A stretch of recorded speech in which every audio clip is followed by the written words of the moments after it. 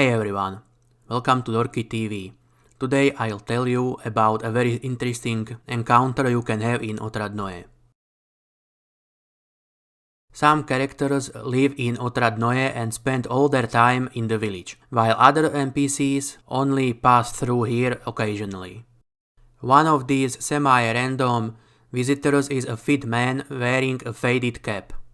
He has a rucksack on his back and a rifle in his hands as he paces around the village. Upon asking him who he is, he reveals that his name is Nikodim and he is a hunter. You can be polite and introduce yourself as well. The game gives you an opportunity to use your character's real name or a bunch of funky fake names. These are Moom the Snake Strangler, Valion Rooster the Avenger from Chisinau, Hoodlum Gennady the Menacing Robber of the Hafti, and Agdam. Nikodim responds the same way regardless of the name you tell him. However, if you choose the second option and instead of introducing yourself you say, "And I don't have a name, but I will remember yours," he frowns and asks you why you are being rude. In response, you may apologize and tell him your name, or ask another question. The third option is to say, "I'm not being rude, I just prefer not to disclose my name to God knows who," to which he responds by calling you arrogant and a fool. This is where this avenue of conversation with Nikodim ends. You may part ways peacefully, or you may attack him instead.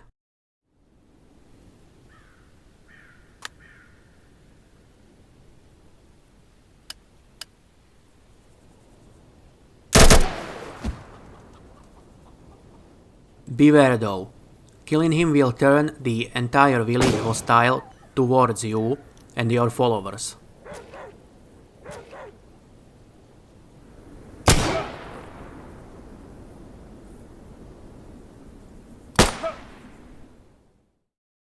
Man with flawless memory.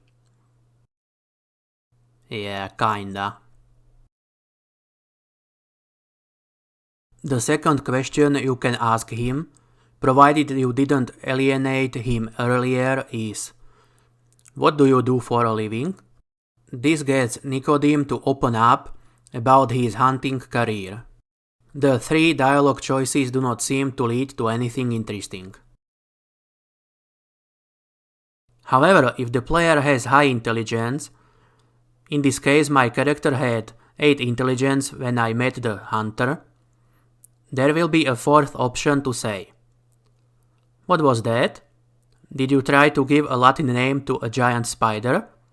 At least some of us still preserve the spirit of the nature scientists of the past century. The realization that he has met a fellow science lover brings a smile to his face, and you gain some experience points. He tells you about his collection of pre-war magazines and about his plans to give some of them away to children. However, since Nikodim does not know any children, he asks you whether you know any. There are 5 dialogue options for you to choose from now. First option is to admit that you do not know any children.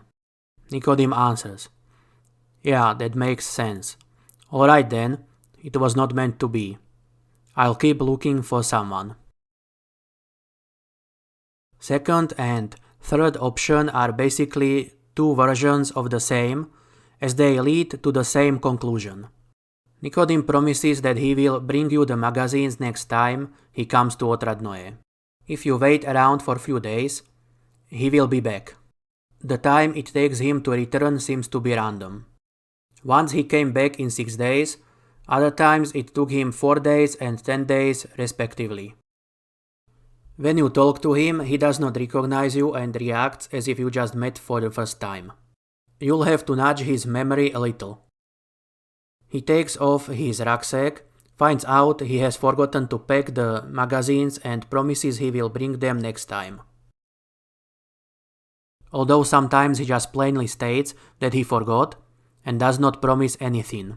But let's assume he gave you his word. So you wait around for days, dreaming of skill points you will gain by reading all those sweet juicy magazines, until he passes through Otradnoye again. You are about to give up the long wait when you notice a familiar face on the other side of the street. It's your old friend Nikodim. Oh no, what's this? He does not recognize you this time either. And of course he forgot the magazines again. The cycle of false promises continues. I must admit I did not bother waiting for his next visit after this experience. Actually, I just shot the old bugger and massacred the whole village before reloading an old save. That being said though, I really like this random encounter because of the intelligence check dialogue option and the tale he tells you later.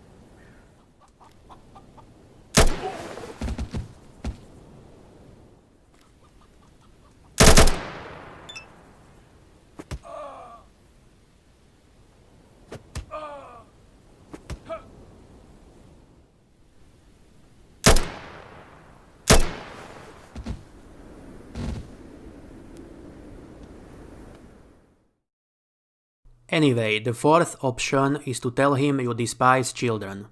Nikodim dislikes you now, and he will not speak to you anymore. Lastly, you can tell him you like children as slaves. This disgusts Nikodim and he doesn't want to speak with you anymore.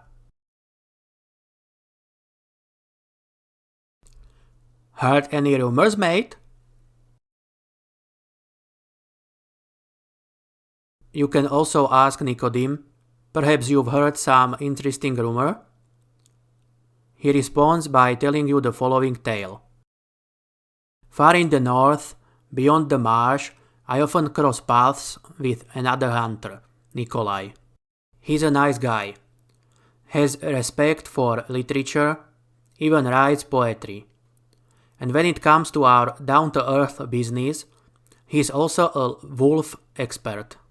I myself only hunt wolves when there is no other game around. Why waste time on them? They are like dogs. You take away their fangs and that's it. There is nothing left of the game. Nikolai has clients in Krasnoznamenny who need furs and fangs, so he gets them those. He dragged me into this venture of his once. We went on a wolf hunt together, shot a couple of them, but it took us longer than we thought it would. We had to go back really late at night, and the forest in his area is really entangled, you see. In midday, it's twilight there, because the crowns of the trees let in the sunlight only through an occasional hole between the leaves and the branches. While in the late evening, as it was in our case, it's pitch dark. We had to move pretty much by touch while carrying our load to the glade where we had pitched our tents. But when we finally got out of the thicket, I just froze. My God, it was so beautiful there.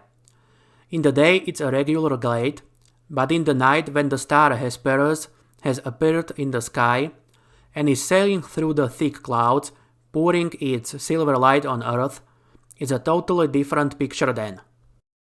The dew on the grass sparkled in the starlight. The water in the spring was like a diamond snake. It murmured and winded around the roots and stones. It all made me stop in my tracks. Suddenly Nikolai poked me in my side. "Look," he said. "You are not the only one charmed by the scenery." I recollected myself. I looked where Nikolai was pointing and saw a silhouette of something lying just a couple meters away from my tent. Its shape resembled that of a wolf, but that wolf was lying on its back with two pairs of its thin legs in the air, while its head, bent at some unnatural angle, was facing due east. Looking at the sky, at the crowns of the trees illuminated with silver light, at the star, motionless. But its fur all raised, as if it was all aiming upwards. Tells me now, why would an animal want to look upwards? I shouted. The silhouette jumped up and ran into the forest, on all four, befitting for a wolf, with its head still raised almost vertically, as if its neck had been wrought. Some people may shrug at this and say, maybe it's just a mutation. The wolf was born a freak. But listen to what Nikolai figured. The hunter clears his throat and, stretching his arms with pathos, pronounces with emotion. The years go by and ages pass, but living creatures are no dream. They keep on living and surpass the laws that once were true, it seemed. I even learned it by heart. That's how much I liked it. It was new moon then, and I noticed that on the days when the moon renews, my brain really begins working 100 times better. That's how it is. This is where the Hunter's Tale ends, and you can ask him other questions without missing any of it. I find Nikodim to be an interesting character. I think he is definitely worth talking to if you meet him in Otradnoye, even though it seems there are no tangible benefits from the interaction other than some experience points. He is one of the many quirky NPCs that give Atom RPG's Wasteland its flavor. Thank you for watching. Please rate, comment and subscribe to the channel. It will help me a lot.